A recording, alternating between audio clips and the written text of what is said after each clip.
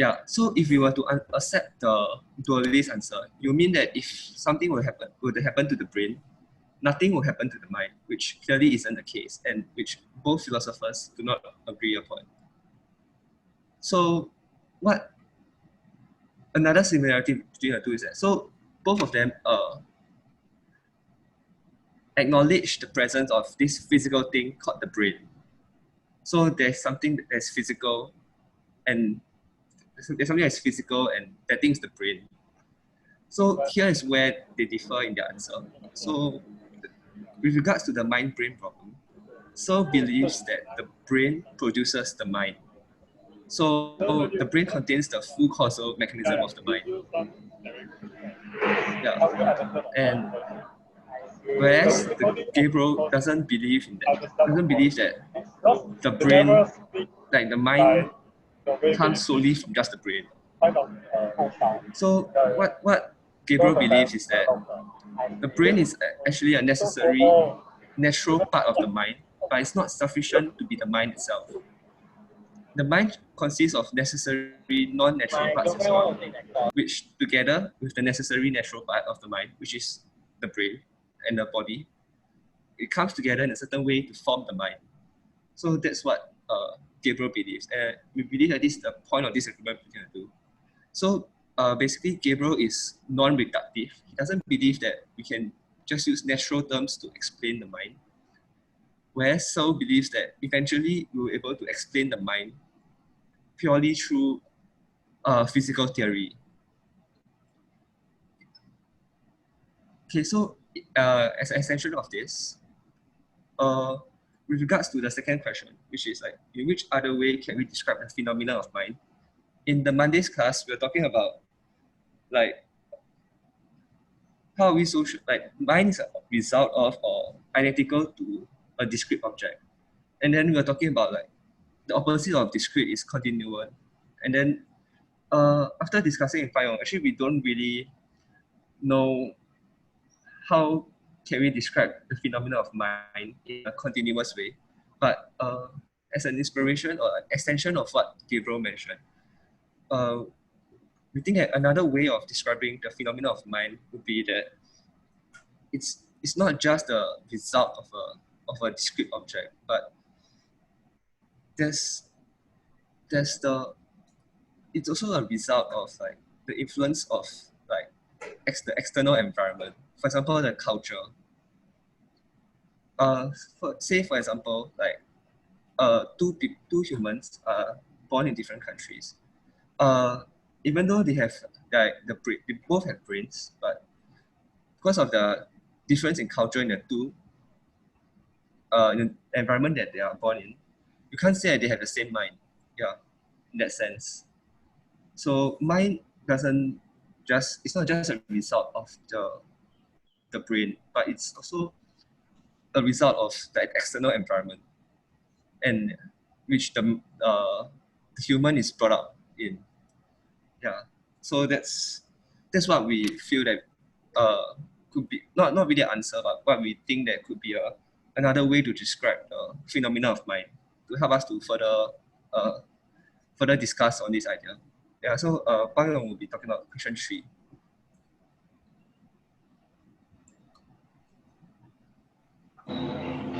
So Chicha and I just discussed about question 3. It was just a simple question of whether like we think the sense perception equates to knowledge, or like does it mean that you have knowledge if you have a good sense of perception, like a dog having a good sense of smell? And naturally, intuitively we felt that it's not the case. Okay, then as we dug deeper and we kind of like ask like what is knowledge, and what's the difference then between the dog like recognizing apples and us recognizing a taste of apples, etc. So as much as sense of knowledge, right? Okay, like so sense of perception, as much as like the data that senses you and your brain being able to recognize patterns, okay, and recognize the smell. For example, they are it's an essential part of knowledge. Having memory is an essential part of knowledge. It does not equate to knowledge. because we believe that knowledge requires you to know that you know, and from that, by extension, hence know that you don't know things, right? So and so with having to know that you know things will actually kind of require you to have this consciousness of self, knowing that you yourself need to go through an experience, or some other subject need to go through an experience to have this idea of knowing that you know. For us humans, we can think about how we know an apple tastes like an apple, okay, tastes like this taste that you feel in a sense. But for a dog, it reacts to a smell. When it smells uh, uh, this certain smell, or it tastes this certain thing, you know it's an apple, and you react towards it, like let's say favorably when if it's coded to do so. But it does not know, like it does not go like, oh, should I go for it doesn't know that, oh, I know this is an apple. It just comes to it. Yeah. And the dog would also know like, oh, what it does not know. It does not ponder, like it does not use the knowledge it gains from the perceptions to like rearrange it and try to gain new and analyze it and gain more knowledge in a sense out of it. Yeah. So short answer is yes, no sense of perception does not equate to knowledge. Yeah.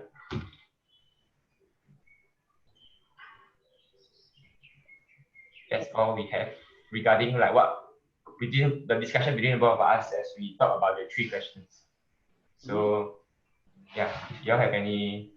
All right, yeah, so let's open the floor to questions, discussions, observations, doubts that may regard both the presentation or the videos themselves.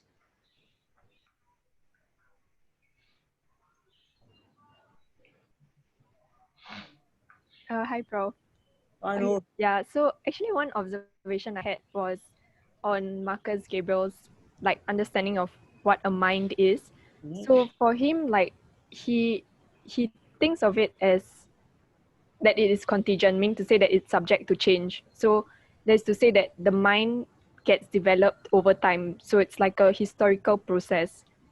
Yeah, so that's what I kind of observed for Marcus Gabriel, but I'm just not too sure like how this process occurs, you know. Okay. Yeah. That's a very sensible question. Now, okay, let's start from, you know, a blunt sort of characterization of what Gabriel says. We could say that whereas in common discourse, also the one made by Searle, for example, we implicitly think of the mind as something that is inside the brain or is a result of the brain, so something inside basically, okay, in a discrete object that is our body.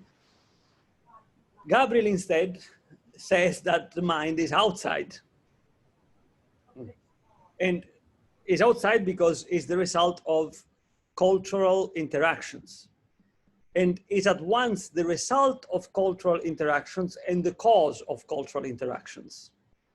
Okay, I mean, you have cultural interactions because there is a common mind, and there is a common mind because there are cultural interactions, okay? And this is what you call the historical process. Now, historical process means something that builds over time, that gets built over time, that grows over time. Your question is, how does this begin? That's, you know, the $100 billion question, because it's the question that is known as the question of hominization. We are hominids, right? We are human beings, which in biological terms is defined as hominid.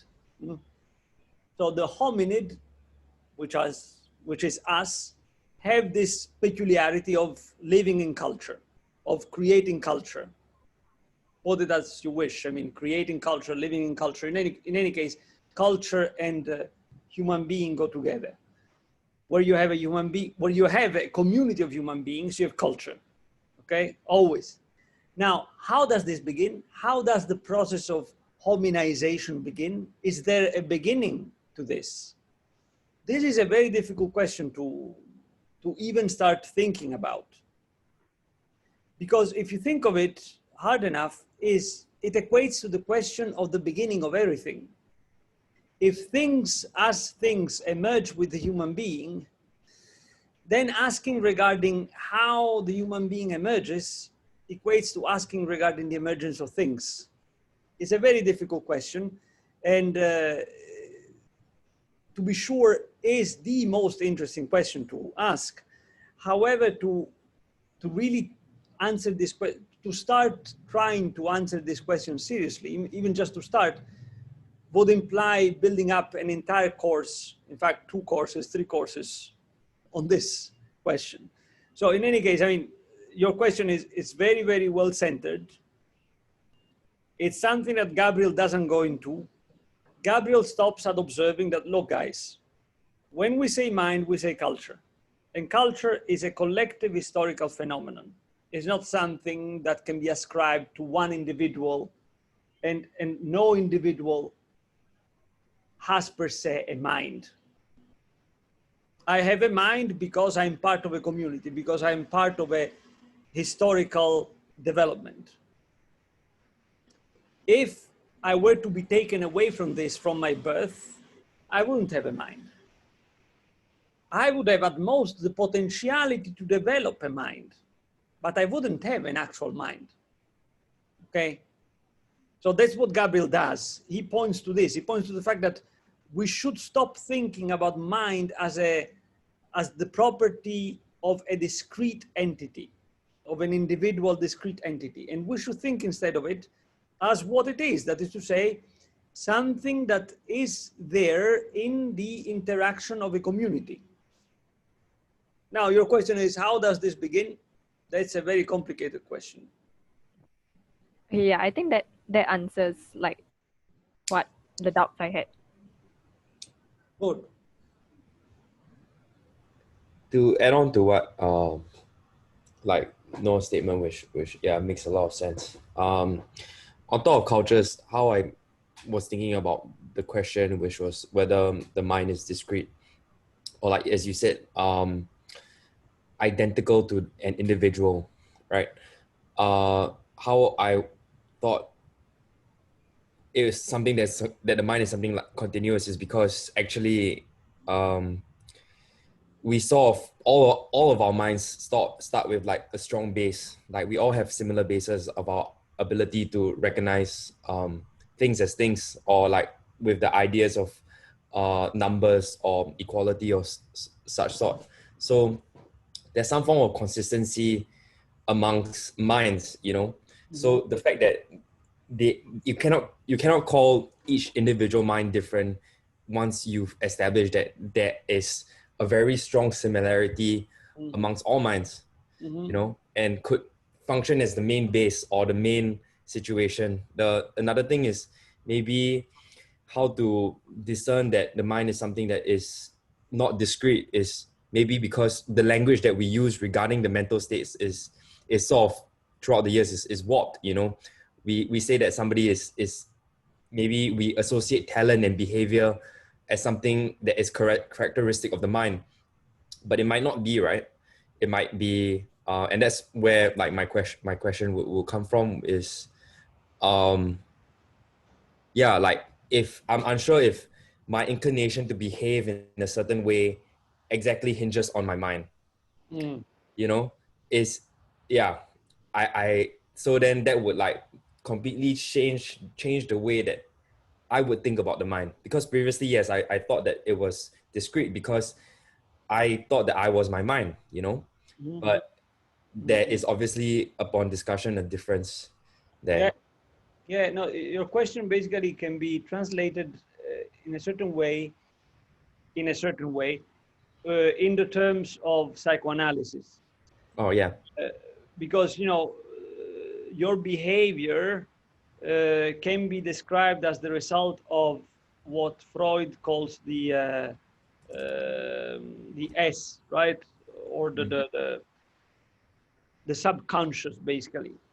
And this subconscious is something that works through pulsions. And these pulsions have to do with our biological constitution, in a way. Where is the problem, though, in the psychoanalysis translation of what you're saying? That usually psychoanalysis tends to assume that there is an I, a true I, and this I is the subconscious, the S, right? But is it so? Can we find a coherent center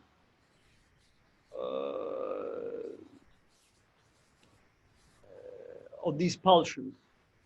Or these pulsions change with time according to how the biological and chemical constitution of our body mutates? And on top of it, why would the S, the subconscious, be the I, and not instead that conscious ability to look at it as such? So these are the problems that the psychoanalysis translation of what you're saying brings with it. However, if we stay just, if we don't try to translate what you said, but we use the psychoanalytical terms very loosely, then we can say that for sure there is a mind that is communal, for the very fact that, as you said, we speak a same language. I mean, in a certain community, a certain language is used. For the very fact that we see that there are certain things that all human minds grasp independently of their individuality. So, for example, numbers or equality or blah, blah, blah, blah, proportions and so on and so forth. How does this relate then to that part of us that seems to be more proper to each individual as such? That is to say, the pulsions, the personal, not personal, the bodily characteristic, the characteristics of each bodily constitution. This is a complex question, okay? It's very complex. And it is based on this observation that many philosophers, starting with Plato basically, suppose that the mind is ultimately something separate,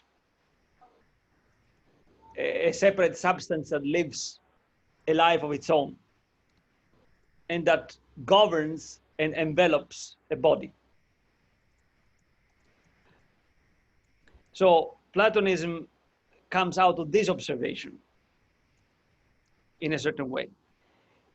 This is again to say that your question can be looked at in different ways, and also in your case, like in the case of Noor's question, what your questions do is, on the one hand, they bring more evidence to the fact that thinking of the mind as a piece of discrete thing belonging to an individual concrete object is absurd. On the other, both your questions open up new venues for discussion, which though would bring us very far, very, very far. Because, for example, starting from your question, one could say, okay, this is the base for Platonism. Platonism also runs on some kind of division between mind and body. But how is this division understood? For Plato, it is the mind that contains the body, not the body that contains the mind. What does this containing mean for Plato? It means that we can think of body only because we're minds. And hence it goes back to the semantic problem that we were touching on when we were asking whether sense perception amounts to knowledge. Plato would say no. Sense perception doesn't amount to knowledge. Knowledge is in the mind. It is the mind that senses, and through senses,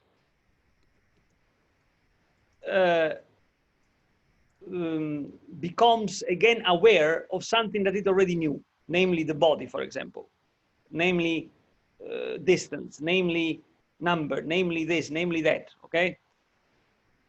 Whereas, so in Plato's perspective, the mind contains the body and contains everything else, both ontologically and epistemologically. Mm.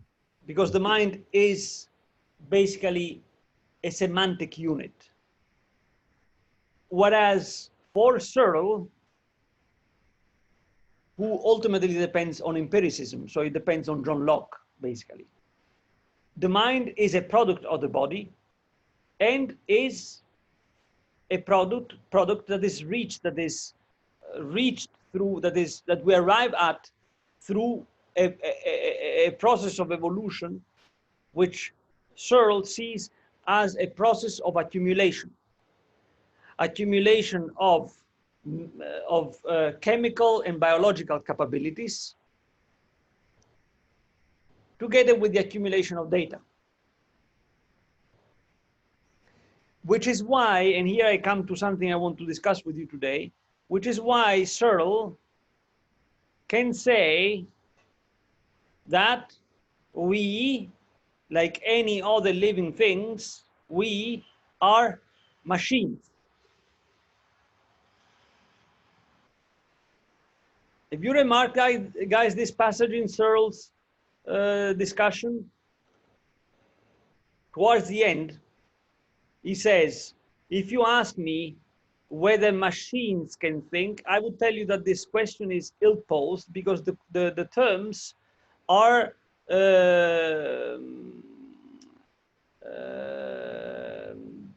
used in the wrong way. Because when you say machine, you're thinking only of machinery, right?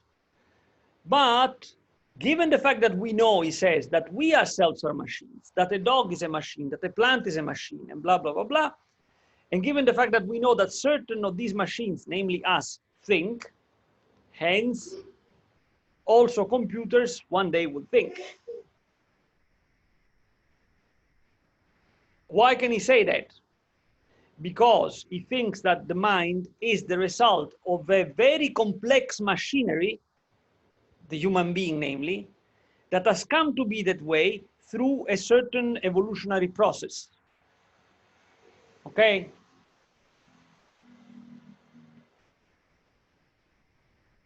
If you mark that passage in Searle, because that's the main point of distinction with, what's his name, with Gabriel, in fact. Let me pause here because I said a lot of things already, so I want to pause and see whether we are all on the same page. I have a question regarding that. So I think from what I'm hearing, it sounds like the main difference between the two sort of schools of thought is that Searle's approach kind of implies that the mind is discrete. Mm-hmm. And I want to sort of question Gabriel's approach in the sense that, are we saying that the mind is continuous simply because it is determined by things that are outside of the mind, namely culture? When we say continuous, we shouldn't think of a mass. We shouldn't think of a physical mass, of a concrete mass. My body is continuous, right? The mind is not continuous in the sense that my body is continuous. The carpet in front of me is continuous. The mind is not continuous in the sense that the carpet in front of me is continuous. The mind is continuous in the sense that it is the continuous result of a continuous interaction. If you put 2, 3, 4, 5, 1,000, 1 million human beings together, if you have a human community, in other words, if you have hominids together, these creatures by default develop a mind.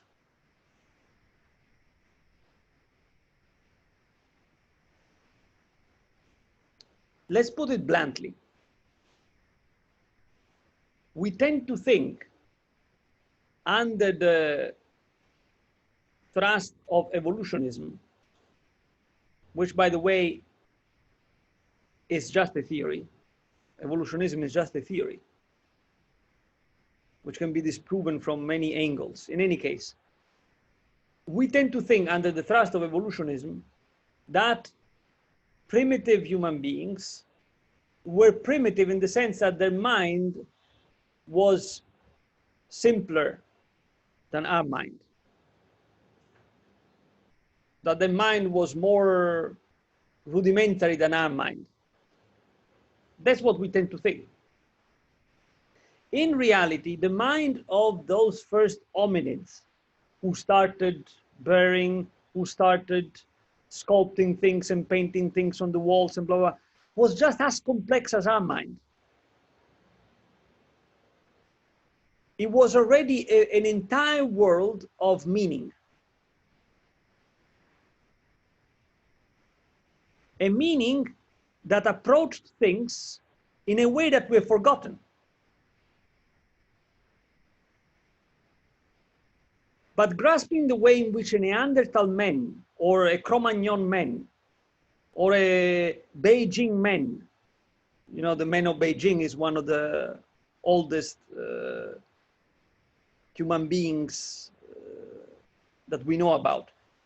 Grasping the way in which these very ancient people dealt with things is just as complex, is just as difficult as grasping the way in which our society deals with things, approaches things. This is to say what? This is to say that this continuity of the mind is a continuity of relation to things and to other human beings, is a continuity of meaning, in other words. It's not the continuity of a mass, of a physical object. Okay? I hope this clarifies. Yeah. I think that makes sense. So then it sort of brings me to my next question, which is sort of to think about that statement which you made about whether the mind can exist without culture. So bringing back to whether the mind can exist without the influence of culture, meaning if it was an individual on his own, would he have a mind? There have been cases of human beings that grew up isolated, or even less extreme cases, human beings who spend their first formative years in orphanages.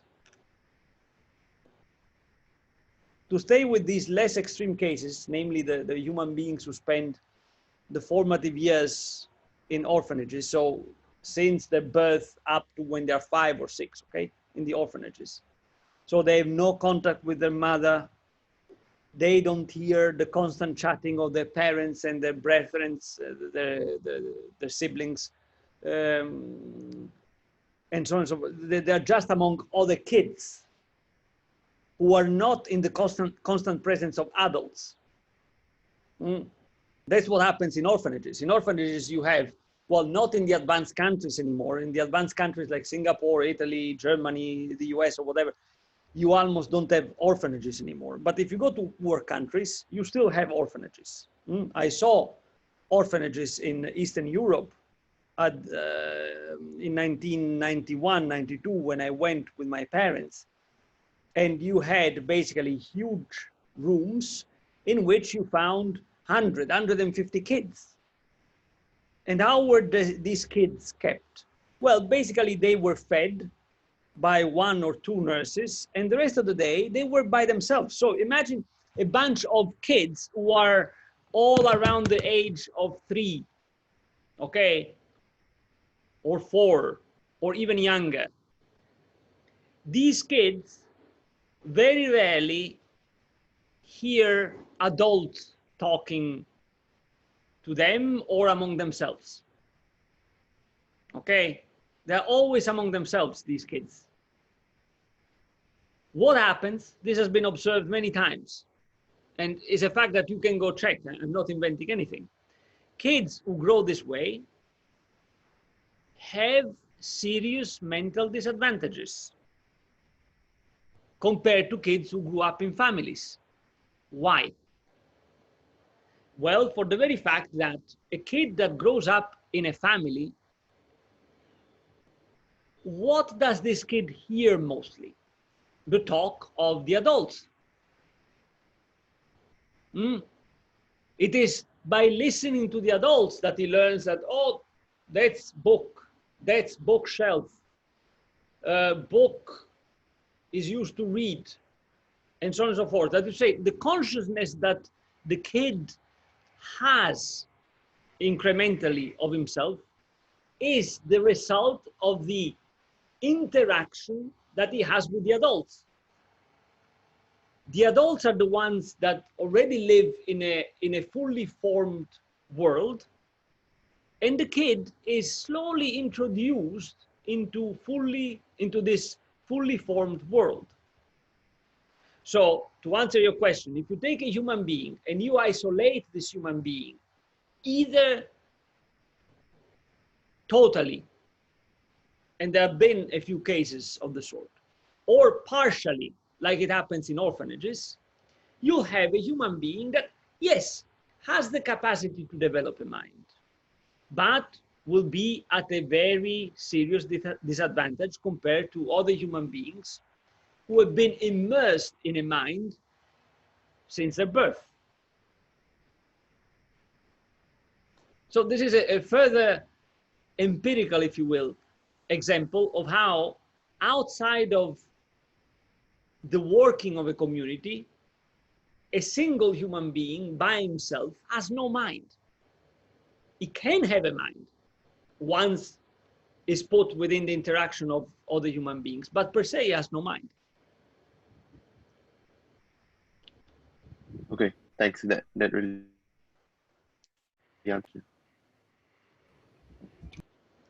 Hi, Prof. I just want to ask something. It's more like I want to challenge like Gabriel's point of view in a certain way that like just now you mentioned like how a human in the like in the past, like in the ice age, let's say, they develop like society, and like how the mind developed through the society, then like the minds then and the mind now have equal complexity. But if we look at like, let's say, Darwinism point of view, then like how humans was evolved from, like, let's say, apes. So does it mean that like or even further than that, like even like further, like long back before apes, does we already have like some sort of mind back then, and like that mind is capable of the same complexity as today, which I don't think is the case. Okay, so first of all, let's start with Darwinism. As I was telling you before, I just did it quickly. Darwinism is a theory. Okay? And it's a very controversial theory. If you ask a genetist, let's say those who study genes, a genetist will tell you that Darwinism is an impossibility from the genetic point of view. Because genes don't make leaps, they say. Genes don't leap. And in fact, even from the point of view of archaeology, nobody has ever found anything that proves a passage from the ape to the human being. What is it that we should find in order to find that? We should find some kind of ape, that is to say, a creature that has the body of an ape, but, for example, the hand of a human being. Because what distinguishes us from the apes, by the way, the real thing that distinguishes us from the apes is nothing inside, it's something that we have in our body, our hand. And particularly the thing that distinguishes us from the apes is that they cannot do this. An ape cannot do this. Look at the way in which the ape, a chimpanzee, which is the closest thing to us, or a gorilla, which is also very close to us. How do they hold things? Have you ever noticed how an ape holds things? Like this. They cannot do this. Now try to write, try to hold the fork, try to read a book, try to tie your shoes by keeping your thumb like this. Let me know if you can do that. You can't. So the human being is human because of this. This allows us to manipulate. Without this, there is no manipulation. Okay? So if Darwinism were to be proved archaeologically, we should have found already, by the way, because we found a lot of things in 300 years of excavations. We should have found a creature that had, say, the torso, the arms and the legs of a chimpanzee, which is the closest thing to us, but the hand of a human being. Have we found it? No, we haven't. We have not found it. So Darwinism is a theory, and it doesn't hold water, neither genetically nor archaeologically. In other words, Darwinism is almost as good a theory as creationism. Okay? All right, so this being said, now, but let's say that Darwinism is right. Let's say that we were apes, indeed, right? And let's say that at a certain point, we have developed this. Can we then say that those apes had a mind, that is to say, had a culture? I don't think so. Because apes today have no culture. Dogs today have no culture. Gorillas today have no culture. We have culture. So how did culture emerge, to go back to what Noor was asking? The hand has a part in it, a huge part. The fact that we have started being able to manipulate things, to change them, to adapt them. That's part of the beginning of culture. Another thing that is part that, is at the beginning of culture is the fact that at a certain point, human beings started seeing things as tools. Have you ever thought what a tool is?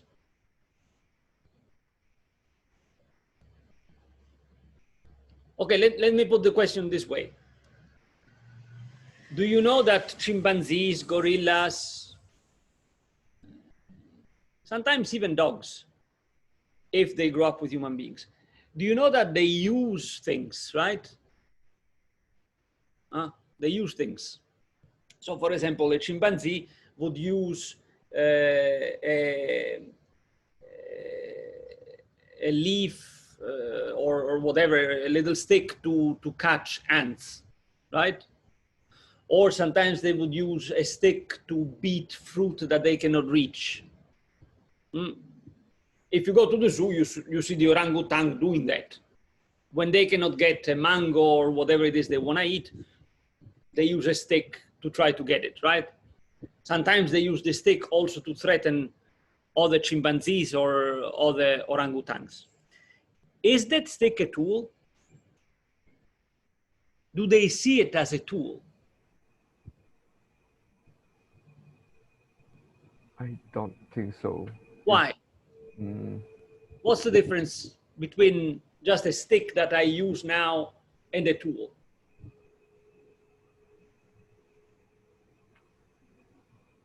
I think a tool is more of utilities, but a stick back then is more of like habit, like something like.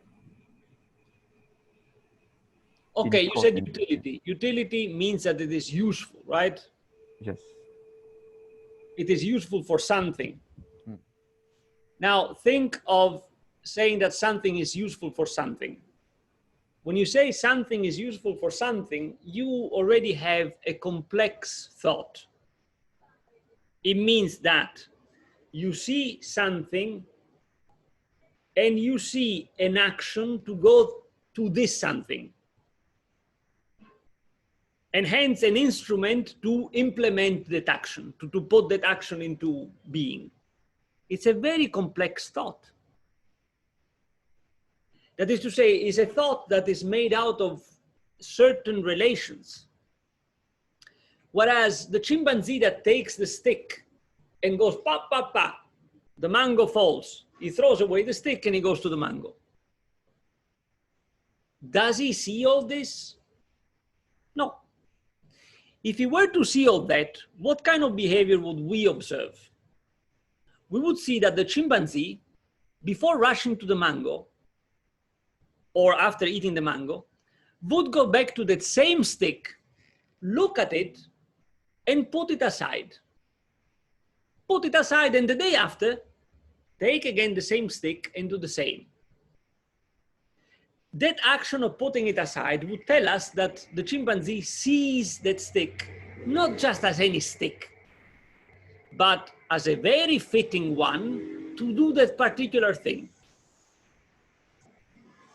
That is to say, this would tell us that the chimpanzee has rationalized an action. That's a tool. The tool is the result of the rationalization through steps of an action. And how do you know that it is a tool, that is seen as a tool? Because it's kept away, it's put aside to be used again. By the way, another thing that emerges in this structure of the action, of the rationalized action, is the consciousness of time.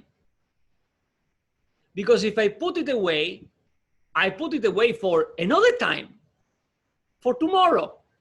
It means that I know that tomorrow is another day and I will need this again because tomorrow I'll be hungry again. In other words, in the putting aside of something, there is a very complex structure that we don't see in animals. We don't see it in animals. I can give you the example of my dog. One of my dogs, oh, then I have to go because talking about dogs, I have to take him to the vet, which he doesn't like, by the way. One of my dogs, he loves little toys, and we keep buying him toys that he destroys in a few months. Now, what happens?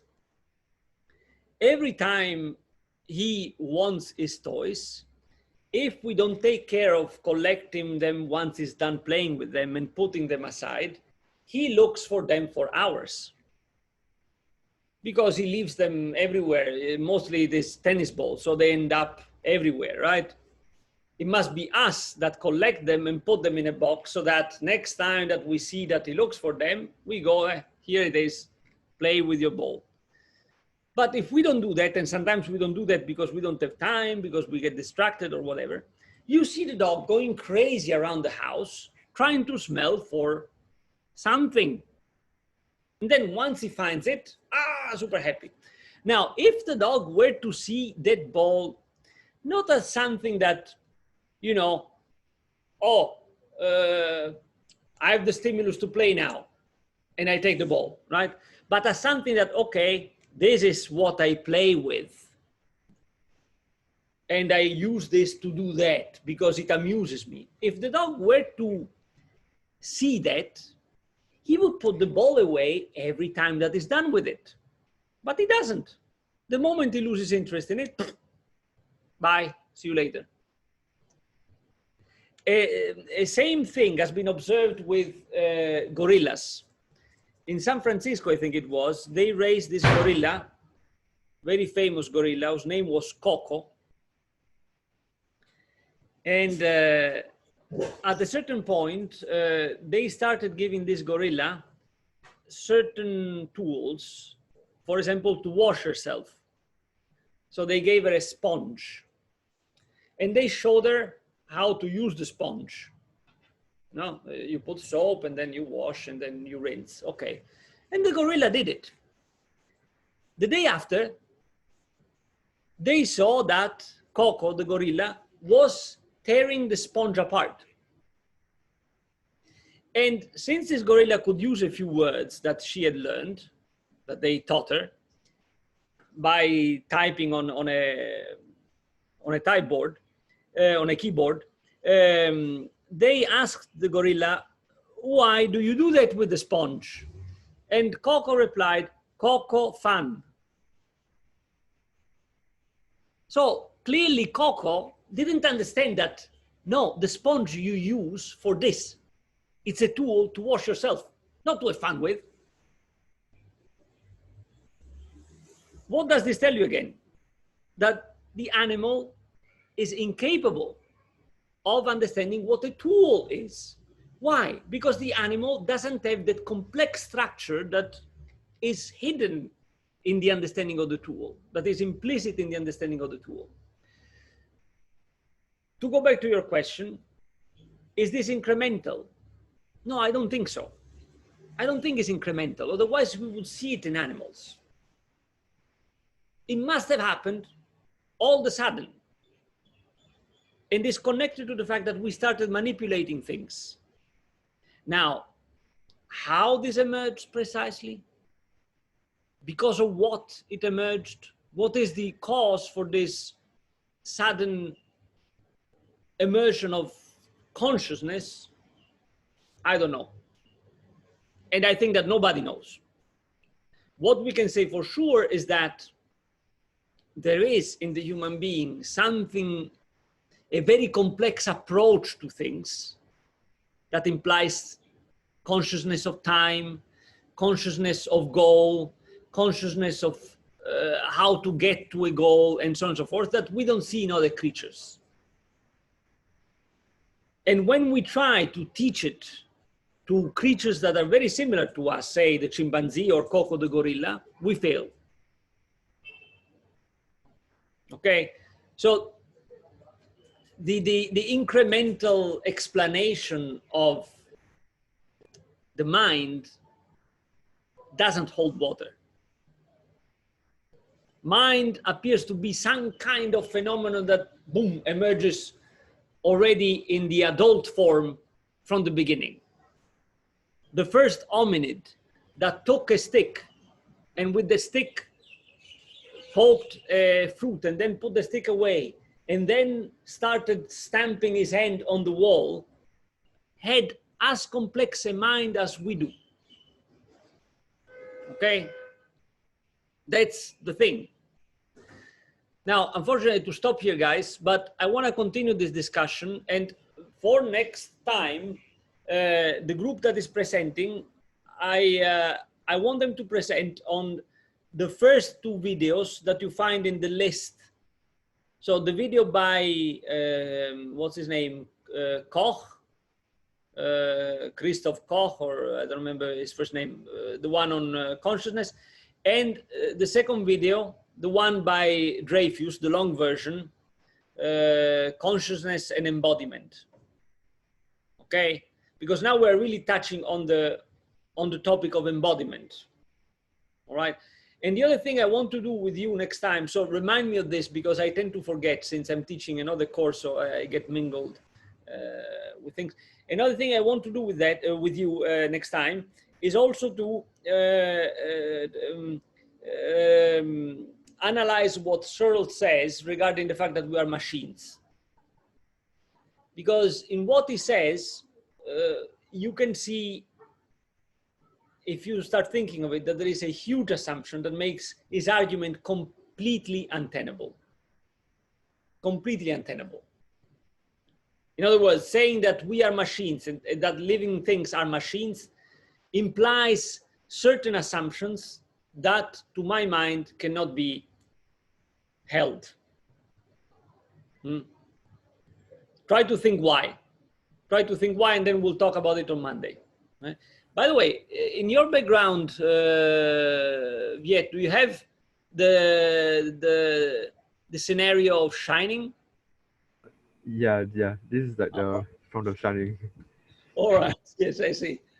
Okay. It's a film about someone Prof. who loses his mind. Yes.